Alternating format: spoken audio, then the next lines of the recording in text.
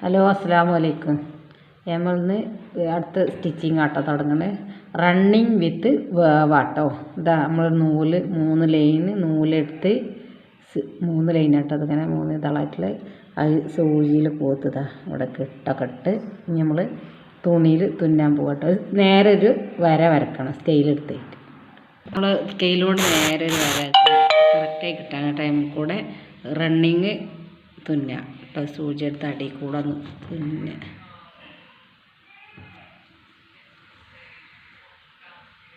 ഒരേ ഗ്യാപ്പും തുന്നണതും ഒരേ വലുപ്പമായി വരണം.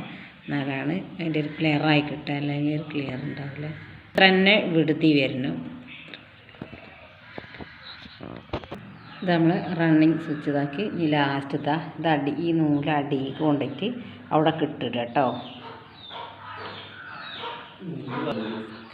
സൂചി അടി കൂടെ നോക്കി ലാസ്റ്റ്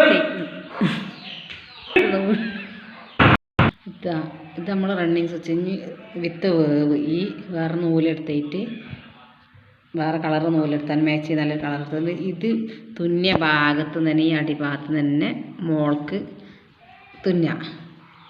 മോൾക്ക് ഇങ്ങോട്ട് കോത്തിട്ട് നമ്മൾ ഈ സൂചിൻ്റെ ഈ തലങ്ങോണ്ടല്ല ബാക്ക് ഭാഗം കൊണ്ട് ഇത് മോളിൽ നിന്ന് അടിക്ക് തുന്നുക.